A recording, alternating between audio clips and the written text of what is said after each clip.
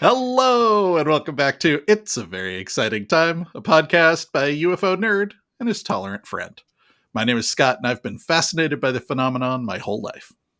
And I'm Chuck. I'm an aerospace nerd and a very tolerant friend. We started this podcast because since 2017, there have been shocking revelations, from news of secret Pentagon program to confirmed videos of astonishing craft. In a nutshell, now that we know the government has recovered non-human technology. Or at least we will, once they admit it. I guess. Yeah, that's how that works. That's kind of how it goes. It raises a natural question. If UFOs are real, what else? Suddenly, some of these other parts of the phenomenon that seemed unlikely are pulled into the realm of the possible. And they may still be unlikely, but even if it's new science and not aliens, woo! It's a very exciting time. And for those of you who are listening to us, I'm afraid you are missing out on the fact that Chuck and I unintentionally wore the exact same t-shirt today. We're both wearing our blue Aaron Draplin Space Shuttle logo tees. But mine looks a lot better because it's like properly aged. Yeah, it's true. Mine is brand new. Yeah. I also just got a brand new one because this one is getting a little too old, but I think Draplin would appreciate it. Yeah. Yeah. It reminds me of, I went to a book signing once for Neil Stephenson, and I was in line with my like old dog-eared copy of the Cryptonomicon, and everybody else had like new hardback copies of the new book. They were all getting signed. When I got to the front, I was like, man, I'm sorry I brought you this like janky old copy. He's like, are you kidding? It means you actually read it and liked it. These other people are just getting signatures to sell on eBay. Yeah, totally. I think it's sad how often that happens and how like impactful it can be for an author to see someone like actually reading their book. I don't know. It feels very weird to me, but yeah. Okay. I wish this was like, this should be our merch. Speaking of merch, with Draplin. Oh, we don't have the budget for that. I would love to. Maybe someday. Let's pick a ludicrous number of Patreon people. Speaking of merch, though, I think I am working on merch. I don't want to make any promises, but we said a couple of years ago when we started that we wouldn't think about merch until we had like an audience that was higher than single digits. Yeah. But I was looking at the analytics the other day and I was kind of pleasantly surprised. We've got something like 500 subscribers across all the channels now. Shit. I mean, all of you guys, everybody who's listening, thank you. I had no idea there were 500 of you, but hey, welcome on board. And maybe we'll get some t-shirts made. There are dozens of us. There are dozens of us. All right. So here's the thing, Chuck. We're coming to you with a little bit of a weird episode today, kind of a mini episode. Now, Chuck is laughing as I say that because we talked earlier about what a mini episode means. And in my head, it's like 15, 20 minutes. And Chuck is like, we have never recorded less than 50 minutes. Like, it's never happened once. We are a bunch of chatty mofos. So, and no, you're even forgetting the details of that conversation. I said we have never made it under an hour, and you've already started shrinking it. So, hear the word mini episode in quotes. We'll see what time we actually come in at. But the reason we're doing kind of a mini episode is Lue Elizondo's book drops on Tuesday, which is like less than 48 hours from now. And it's a bit awkward. Obviously that's a big deal. That's like arguably the biggest news in the UFO world so far this year. And while we are far from a breaking news type podcast, it's definitely something we're going to want to talk about and get a reaction episode up as fast as possible. Yeah, I don't know. But the timing is really awkward. We record every other week. We're recording today. The book's out tomorrow. So I talked to Chuck and I wasn't sure if we should record, and you can all thank Chuck. He encouraged me that we should at least do like a smaller, more targeted episode. And it turns out we do have something to talk about. Wait, so Chuck, yeah, we're gonna do mini episode this time. Then when are we doing Are we doing Lue Elizondo next week, or like we're Thursday? doing Or Lue Elizondo basically as soon as I finish reading the book. I'm okay, guessing it's going to take me 3 or 4 days to read the book. yeah, So I would say at the latest by next weekend, we will record an episode, but we might record it earlier if I'm able to like burn through it. So we'll see. okay, and then we just continue on exactly as the normal schedule. Okay, Yeah, so normal schedule. folks are just getting a bonus episode, this basically. week. Yeah. All right, great. Okay, cool. Yeah.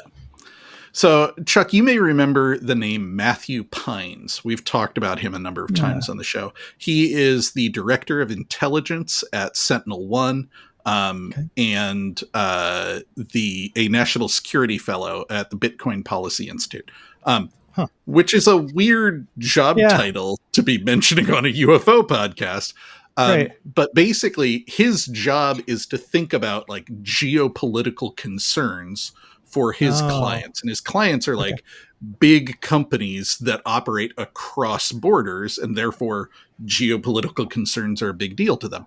And one of the things that he focuses on, in addition to Bitcoin, is UFO stuff. Now, he was very clear it's never come across his desk in a professional capacity. It's something that he pays attention to. But he pays attention to it using the same skill set that he uses to analyze political moving and shaking and, monitoring wars and stuff. So he brings kind of an interesting perspective to it. And we've quoted him a number of times because he just kind of pops up in the field. He's not like a UFO influencer kind of guy, but he just has really smart insights. Recently, he was interviewed on a podcast, mostly about Bitcoin. But at the end of the podcast, they had this 20-minute session where they asked him about UFO stuff. And he gave this really great overview of the UAP Disclosure Act, which you'll remember was put up for inclusion in the NDAA last year and ended up getting gutted, and has recently been reintroduced to the NDAA this year. So he was talking about why it matters, what's so important about it. And where it got really interesting is he started teasing some things that are going to happen this summer. The title of the episode, which all of our listeners have already seen, is Major Things Happening. Super vague.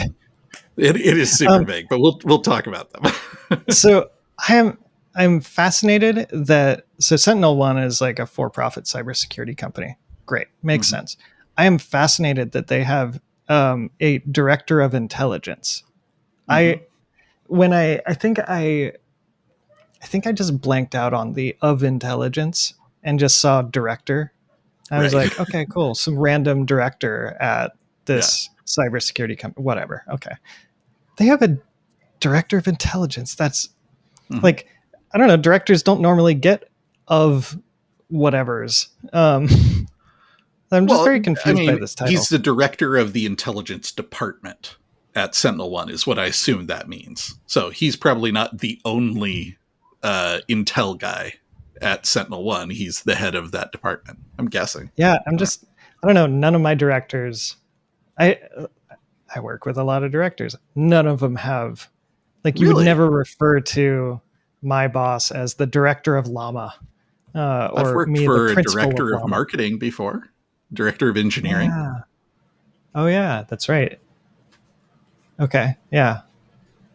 All right. Well, now that we've established that director of intelligence is a real plausible job title, let's continue with this short episode. So the first bit of news that he dropped that I thought was really interesting, and we haven't had a chance to talk about this yet because it actually came out fairly recently, about a month ago. He talked about the fact that Arrow was involved in the effort to spike the UAPDA last year. Okay. Yep. All right. Let me pull out my checkboard. Yep. Checklist. It all checks out. Everything is. I know this is shocking news to you. Yeah. But it is kind of a big deal because when we were talking about the UAP Disclosure Act, there was what we knew publicly and what we were hearing about behind the scenes. Now, all we knew publicly is Chuck Schumer, the most senior Democrat short of the president and vice president, and Mike Rounds and the other members of the Senate who were backing it. Right. But there was no other information about who's involved. Now, there were a lot of rumors that the White House was involved. The Liberation Times, they continued to say that they had sources telling them that the White House was explicitly involved in it. And I saw a number of other people saying, look, whether they were publicly involved or not, a Democrat of Chuck Schumer's seniority doesn't do shit without talking to the president. Like, there is no world where Chuck Schumer goes rogue and is like, let's talk about aliens, y'all. Like, whatever Chuck Schumer does is going to impact the president. So the fact that he was doing it carries an implicit, like, idea that the president probably knew and approved. But, you know, of course, officially there was no connection. And then it got gutted, and nobody really knew who was responsible for it. Now, we talked a lot at the time. Everybody said, oh, it was the Mikes, right? Like this group of 4 senior Republicans in the House who didn't want to do it. There were rumors that the DOD themselves were involved, and, you know, these Mikes are in the pocket of big defense, and so they were told to spike it. But nobody actually knows. So it was kind of a big deal that Sean Kirkpatrick just straight up admitted in an interview, yeah, we were involved in the effort to spike it. Okay. Wait, Sean Kirkpatrick said that? Sean Kirkpatrick, former head of Arrow. So yeah, Matthew Pines is being interviewed. He says, Arrow tried to basically kill the UAP Disclosure Act. They gave the Defense Department the ability to comment on draft legislation. And when they do that, the Defense Department like farms that out to the relevant agencies. Sure. So when they saw this thing's about UFOs, it goes to Arrow for comment. So the Pentagon came back and they were like, redline out all the references to technologies of unknown origin and biological materials, and then give the role that the Senate wanted to give to this independent review board. They wanted to give that role to Arrow itself. Yeah. And it's like, oh, you should just give this to the group inside the Pentagon to investigate the Pentagon. This whole idea of there's a reason we have like the inspectors general and they are separate from departments. I don't understand why anyone has ever thought this made sense. Do they get any explanations for that, or? Totally. It's one of those things that doesn't make much sense on the face of it. Kirkpatrick's argument is Congress already created a program to investigate UAPs, Arrow. So if you are able to view this records review board that the UAPDA was going to set up as a UAP investigation program, then Kirkpatrick's logic is it's wasted, duplicated effort, and they should just give the power of eminent domain to Arrow directly. Yeah. So like, but I don't, was that really how it went? Because I thought Congress said you have to make a group, and DOD was like, oh, hey, we already made Arrow. Why don't we give it to them? Okay. You're getting a little into the weeds, but yes, there's a whole convoluted backstory here. Congress says you have to set up a UFO investigative body. And the Pentagon was like, we already set up this deeply handicapped group that is buried really deep in the org chart and has no power and has one person assigned to it. Right. We're all good. And Congress came back and said, no, you have to create it at this point in the org chart. It must report directly to the Assistant Secretary of Defense and, yada, yada, yada. So they said it has to exist within the Pentagon, but they explicitly tried to pull it out of this domain that Lue Elizondo had told them was kind of a black hole for UFO stuff. So Arrow was created. And at first, we were all really excited about the fact that they had pulled it out from reporting to Ronald Moultrie and that they were basically able to report directly to the SecDef.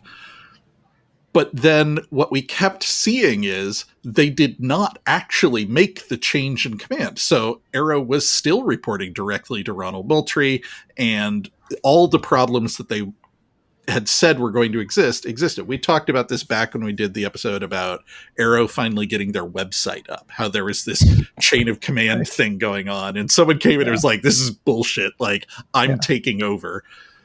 Basically what we have seen from the day it was set up is Arrow appears to be dragging its feet. Now, it has been unclear, and we have at times argued both sides of this, whether Arrow has been hamstrung and is unable to do anything more than drag its feet, or whether Arrow is itself institutionally part of the cover-up.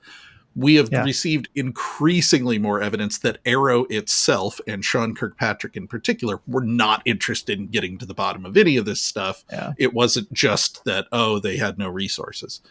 Yeah. Now, you asked, is this actually the argument? The answer is yes. This is actually the argument that Kirkpatrick made to Congress and to apparently members of the House who were receptive to the idea. Is it's a wasted effort to have more than one UFO body at all. We now know, because Sean Kirkpatrick thought the whole thing was bullshit. Why throw more money away? But the point of it was explicitly to get it out of the Pentagon. So coming back to Matthew Pines, he says, the Senate is not buying it. They're doubling down on the definitions in the UAPDA, and they specifically say this legislation is necessary because credible evidence indicates that UAP records exist and have not been subject to mandatory declassification as a result of an overbroad interpretation of the Atomic Energy Act of 1954 and a misapplication of transnuclear foreign intelligence. Now, what that means is inside the Atomic Energy Act, there's provisions to classify special nuclear material and intelligence on foreign nuclear capabilities that we gather that are not subject to the same sorts of disclosure and declassification procedures. So the argument is that we've been compartmenting these programs in that apparatus of secrecy since the Manhattan Project. Okay, so you're saying David Grusch's UAP crash recovery and reverse engineering, the programs that he reported about were improperly classified as foreign nuclear intelligence? Okay. All right. Well, I mean, I suppose it doesn't get any more foreign than that. I would like to think that is literally the logic they applied. Hey, strictly speaking. It's foreign. It's weird. There's nucleuses involved. Yeah. Now, one of the hosts on the interview asked a question that I hear all the time, and I'm going to level with the audience. Normally, when I need a question asked so I can get from quote A to quote B, I just kind of give it to Chuck. And it's usually the kind of thing he would ask anyway. In this case, I did not, because we have talked about this enough that I'm like, Chuck wouldn't ask this. He knows the answer. But a common question that people ask is, if we have been reverse engineering this stuff since like the 40s, why haven't we seen technological breakthroughs like advanced propulsion and anti-gravity jet fighters and stuff like that? Now, one of the hosts asked Matthew Pines that, and he had a great answer, which I kind of want to quote in full here. He said, I'm not saying we have some anti-gravity stuff. I'm just saying the fact that it hasn't diffused into our broader technological paradigm is not proof that it doesn't exist. Sure. And it would likely be something that would complicate any disclosure effort. Because if we did, say, have technological platforms that we've weaponized, the Gang of Eight would not want to harm the strategic advantage that those systems would give us. Yeah, it makes sense. I think what I wish they had said was, we have seen technological advancements, except we're at a level where like the stuff we can understand on here is the double sticky tape or the sticky note that they put on the dash. And It's not mind blowing. And there have been claims that UFO tech has leaked out, and it's been stuff like night vision goggles and microcircuitry and Velcro. Can I just say, I find it super charming, the idea that Velcro came from aliens. I don't think it did, but I kind of love the idea that like a UFO crash lands and we've got dead alien bodies, and there's one scientist off on the side like, rip. Holy shit, you guys. You're never going to believe this. Rip. And it just goes right back on. Rip. We got to get this shit out of here.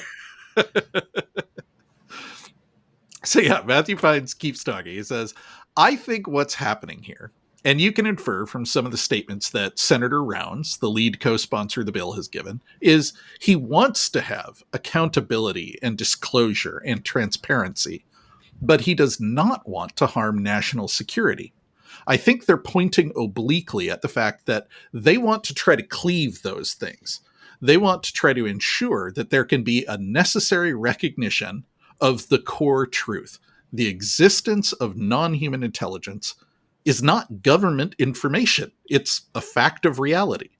The capabilities of the US military to do things with certain aerospace platforms is government information that they definitely need to protect. I'm just going to guess it's not that simple, right? How did you guess, Chuck? I don't know. So the problem is, maybe historically, as you would imagine, if we had certain technologies of unknown origin, well, of course, what we would probably use them for is to inspire really advanced capabilities. So that would mean that the apparatus of secrecy, the compartments, the engineers, the whole structure that the Senate is trying to get better accountability of, and then to selectively disclose in a controlled fashion, those are like conjoined twins.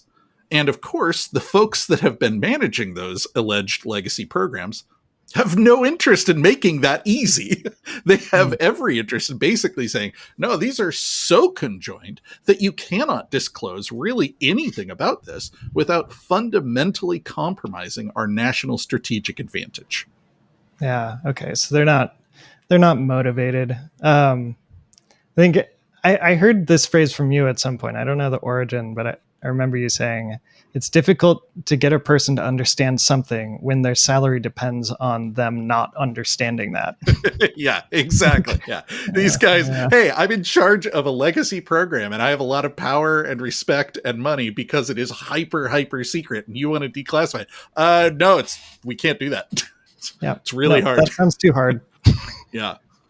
So Matthew Pines continues, and this is kind of the part that I wanted to get at. He said, the Senate has said in the bill what's motivating this push for disclosure is the risk of technological surprise from our adversaries. We should not assume that we're the only ones that have such programs.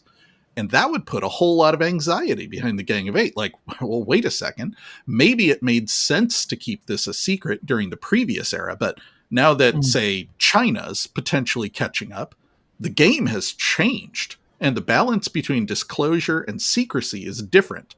So ensuring the public interest and fostering open science and technological research and development is an explicit objective, they write, as to why you would need this records review board to foster transparency. Why would opening it to the public avoid technological surprise?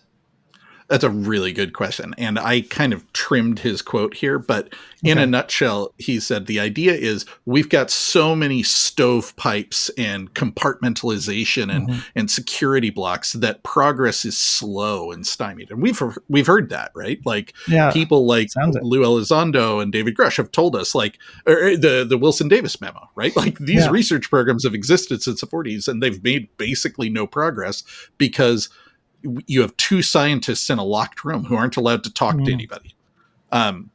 But other countries like China, and he goes on a whole tear here about like, imagine you're in an authoritarian regime. There's less concern about secrecy because anybody who causes problems, you just send them to the gulag, where we might have maybe 1,500 people read into the program across the government. China might be willing to throw 10,000, 100,000 people and more Yeah, why not? resources at the problem and end up outpacing us. Mhm. Now, I don't know if that's true, but that was Pine's kind of perspective on it. And I had heard that phrase, technological surprise, but I also kind of didn't get it.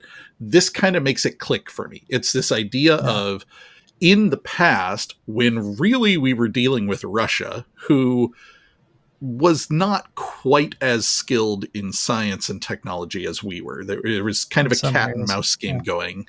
Um, Yeah. there was much more reason to keep it secret during the height of the Right. Cold War and espionage. In today's world, that balance of power has shifted, and we might get more bang for our buck by releasing some of this stuff out to the public and letting the rest of the scientific apparatus of the country Right. see what they could do about it, as opposed to we're going to keep it strictly locked behind closed doors. It's interesting. I don't know if we talked about this last time or not, but I remember hearing someone say that for underdog that standardization and alliances are for the underdog because the dominant player wants to keep their advantage, but all the underdogs have to like work together. Work together. And Yeah. China is definitely capable of outcompeting us. And so I wonder if we're underdogging it. A little bit. Yeah. It's no longer time for specialist parts and unique things. Like, no, get everybody on board. Yeah.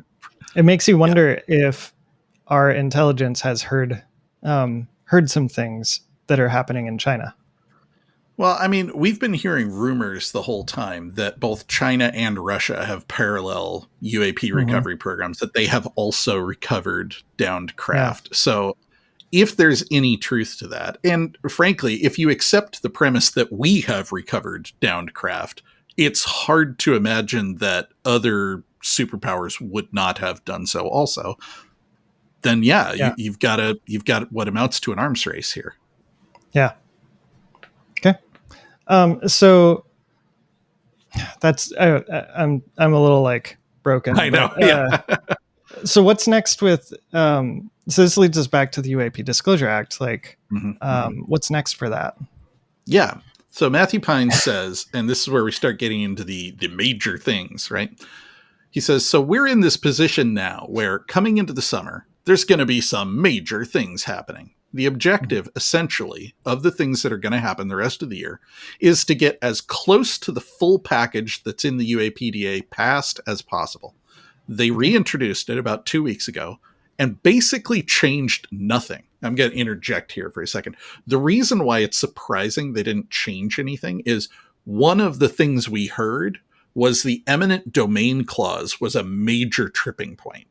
So if their interest was the Records Review Board, you could imagine that they were like, okay, well, that was a problem. We're going to strip the eminent domain clause out, but we still really want the Records Review Board. The fact that they came back and put it back in unchanged speaks to their confidence in how important this is. And they're like, no, we're doubling down.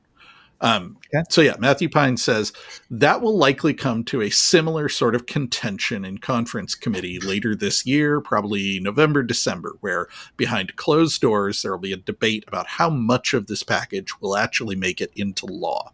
So that's the fight that's happening now.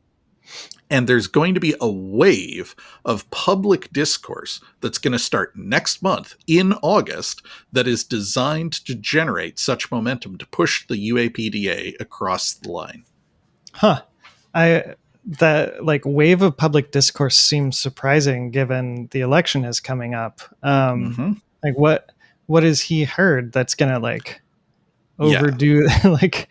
Now it's important to understand that he's not talking about a wave of political discourse. Like the politicians are very much heads down and focused on the election. Okay. But so this is us public. This is us public, but I think what we really mean by that is the people that we have heard are working behind the scenes to advance disclosure by coordinating with the Senate. So people like Lue Elizondo and Chris Mellon and people like that are aware of the fact that there's a game plan here. And they're, based on what Matthew Pines is saying here, kind of coordinating these things to all happen in a way that lends support to the UAPDA by keeping the UFO stuff in the conversation. Okay, got it. So Pine says what's going to start this wave will be a book coming out by a gentleman named Lue Elizondo, who was kind of the original guy who started this all back in 2017. He helped get those videos out to the New York Times. He was an absolute boss inside the Pentagon. He was a member of what's called the Intelligence Support Activity, which is kind of like Delta Force, but they would go behind enemy lines to scout things out. He was a counterintelligence officer, a counterterrorism officer. He did a bunch of stuff, and he was tapped to run the UFO program inside the Pentagon in 2008. So he's coming out with his tell-all book called Imminent in August. It's going to be a wild book, I'll tell you that. Big Daddy Lou's book. I'm excited. Yeah, we've already talked about doing an episode on that next week. That description, I have to tell you, actually kind of makes me want to read it. Yeah? I think that it sounds cool. I don't know that I have time to read it, but I don't know if really you do either before we talk about it anyway. But yeah, there might be enough tidbits that you get motivated to grab a copy. I think one thing I will mention here is it's not a UFO tell-all book. It is Lue's memoir. So it covers his past in the military. It apparently covers both his time as counterterrorism and stuff. It covers his time working at Guantanamo Bay, which is kind of a conflicting topic. If, like me, you feel that that was a kind of shameful moment in America's past. But it also covers his time with Project Stargate, which we talked about in the last episode, remote viewing, right? It covers his time with ATIP, which was the predecessor to Arrow, the secret Pentagon UFO program. And apparently he's gonna, put some stuff out that we haven't heard before. So I'm super excited about this book. Yeah. I mean, it sounds incredible. What's after that? Yeah. So Pine says after that, there's going to be 2 documentaries coming out with people that no one's heard of yet and that are going to make some pretty eye-opening claims. And those people will have the credentials to back those claims up. And when one of the hosts asks what kind of claims are they making, he says basically that everything David Grusch said, and essentially what the UAP Disclosure Act says, which is that there are these legacy programs to retrieve and exploit, reverse engineer technologies of unknown origin and biological materials. Those programs exist. The Senate legislation is premised on those programs existing. The purpose is to investigate those programs and to force the information and records and materials that they hold into a more formal and legitimate and accountable process and disclose certain elements of those programs to the public. Huh. That sounds great. Do you think we're going to get some, I still count David Grusch as firsthand witness, but I know some people don't. Do you think we're going to get the kind of firsthand witness that other people that will make other people happy? Yeah. That's what everybody's assuming. Now, Pines is kind of dancing around here and not really saying it. It is pretty clear through context. One of the documentaries he's talking about is James Fox's new documentary, which he is currently in post-production on. And James Fox has been saying, I have new witnesses in this film. And at this point, nobody really wants any more third-hand witnesses. We want first-hand witnesses. And James Fox is well aware of that. So I would be shocked if Fox doesn't have in his documentary people who were either privy to or worked directly in the legacy programs. Okay. Yeah. Well, I mean, it'll be nice to have more confirmation. I'm a little disappointed there's not more new tasty info, but I don't know. That's totally fair. And that's how some of the hosts felt as well. They kind of said the same thing. And Matthew Pine said, I don't think the job is to say anything new. It's to get more senior people to say basically the same thing. David Okay. Grusch was sort of the first door opener to establish into the discourse this concept of retrieved craft and biological materials. And that was the like, oh, what moment? And then you saw people in Congress being like, what are you talking about? And then the Senate comes out with this bill that says biological materials and technologies of unknown origin, and it defines what a legacy program is, and it ensures that nobody on this review board can be associated with the legacy programs. And so the objective this year, just to make it more practical, is to have more and more senior people to come out ratifying those core statements, not going any further than that, and just trying to hold the line to then trigger a formal process. Okay. Yeah. I mean, I guess it's a good point. Like, David Grusch already said some pretty mind-blowing things. If we can just get that ratified and confirmed, yeah, maybe that's it. Yeah, maybe that gets us to the point where it's like easy to accept for all sorts of people. Yeah. So Pines kind of wraps up there. He says, what the people pushing for disclosure don't want is what they call catastrophic disclosure, our favorite term, which is sort of uncontrolled spilling of all the stuff associated with this topic in a way that would cause social disruptions. The objective is not to convince everyone at the same time. In fact, that's the exact opposite objective, because if everyone all of a sudden went from thinking that this isn't true to thinking it is true, well, you could have disruptive social effects like runs on the bank and loss in faith in social systems and stuff. So the objective is to increase the number of people that think this is true by a few percentage points every month when you establish a sort of rolling consensus on these things. Okay, so I work with dashboards and metrics a lot at work. I'm just imagining some like harried program manager looking at their dashboard and being like, we're 2 points behind. Get Lue out there. His NDA has been lifted. Let's go. That's right. Frantic, like lots of empty coffee mugs. This line is not ticking up at quite the rate we need it to go. Get Sean onto LinkedIn.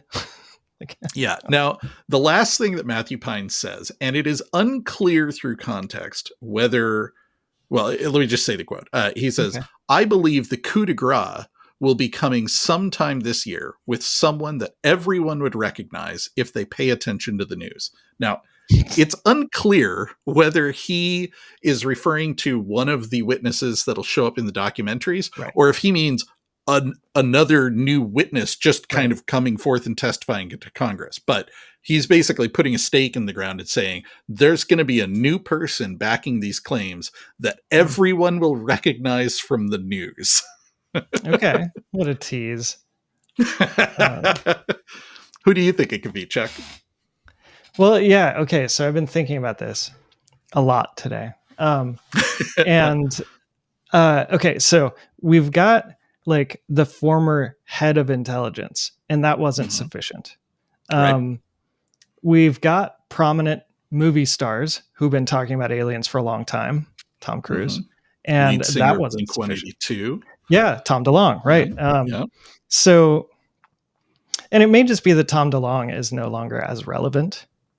Yeah, it's more of a Gen X kind of thing. Yeah. Right. Which, I mean, got us, right? But got us.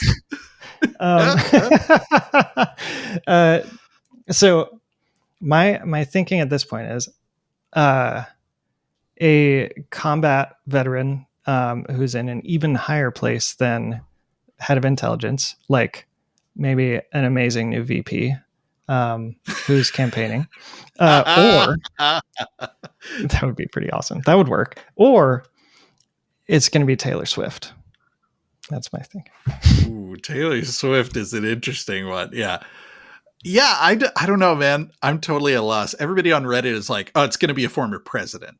But Obama. In another interview, Matthew Pines talked about this. I had missed this, but in the UAP Disclosure Act, they mention that this, how did he phrase it? He said, this information has been improperly concealed from elected officials in the executive branch.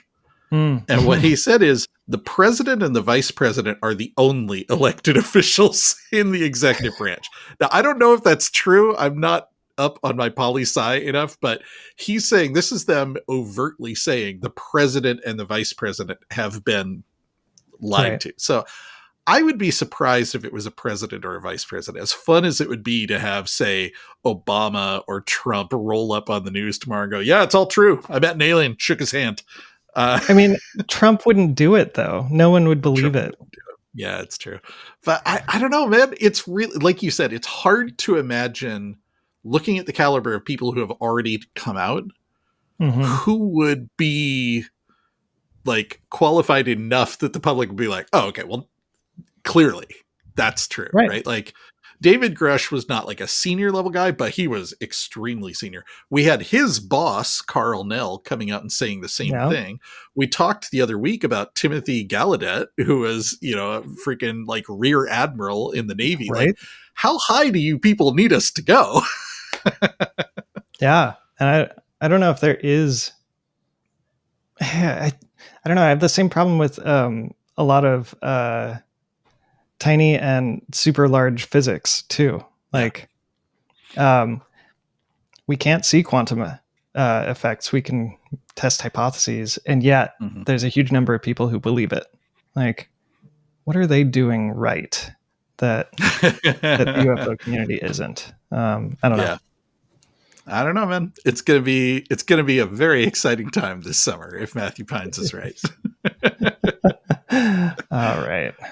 All right.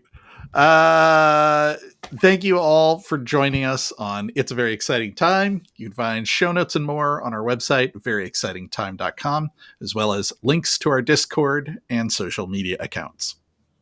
And feel free to email us at Scott or Chuck at veryexcitingtime.com. And if you'd like to support the show, please check out our Patreon at patreon.com/veryexcitingtime. And can't speak today. And Chuck, as always, my wife thanks you for listening to me talk about UFOs so she doesn't have to.